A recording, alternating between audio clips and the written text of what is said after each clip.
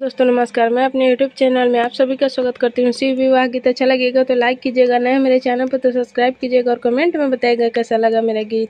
Please आप लोग support जरूर कीजिएगा।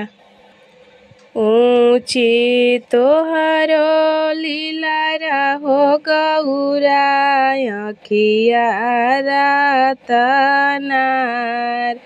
ऊँची तोहरो लीला रे गौरा अखिया रतनार। दाँत तोहरो झलके हो गौरा दूजिया के चाँद। दाँत तोहरो झलके हो गौरा दूजिया के चाँद। मचिया बैठल हो मायना पूछेली धाधाय। मचिया बैठल हो मायना पूछेली धाधाय। कैसे कैसे रहलु हो गौरा शिव बर के साथ। कैसे कैसे रहलु हो गौरा शिव बर के साथ। जटावा में बहे हो आमा गंगा जी के धार।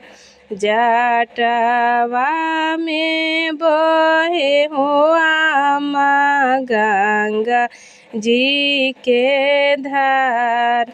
गालावा में लदके हो आमा सापावा के हार। गालावा में लटके हो आमा सापावा के हार। तुरते धतुरावा हो आमा अंगूरी दुखाय। तुरते धतुरावा हो आमा अंगूरी दुखाय। भंगिया पीसत हो आमा पहुँचा पीराय।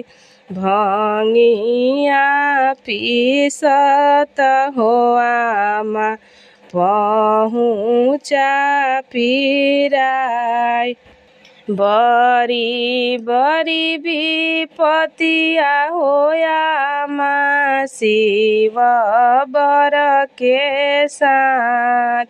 बड़ी बड़ी विपतिया हो आमा शिव बर के साथ।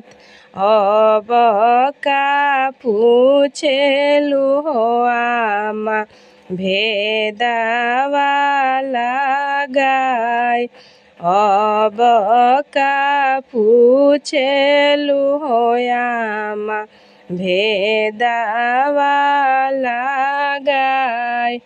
मैना मैरिया हो करे बाबा से गोहार। मैना मैरिया हो करे बाबा से गोहार। हमारा गौरा बेटी के बर मिलले बौरा। हमारा गौरा बेटी के बर मिलले बौरा।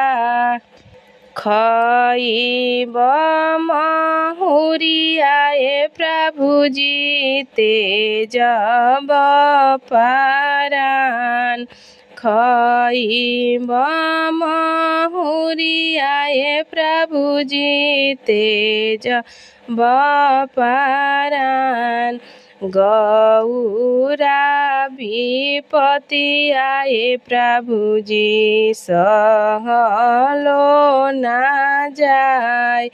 गौरा विपत्ति आए प्रभु जी सहलो ना जाय। ब्रह्मा टाकी मारी हो आमा लिखले लीलार। ब्रह्मा टाकी मारी हो आमा लिखले लीलार। विधि के लिखनिया हो आमा केहू ना मिटाय। विधि के लिखनिया हो आमा केहू ना मिटाय। ऊँची तोहरो लीला हो गौरा अखिया रतनार। दाँत तोहरो झलके हो गौरा दूजिया के चाँद। दाँत तोहरो झलके हो गौरा दूजिया के चाँद।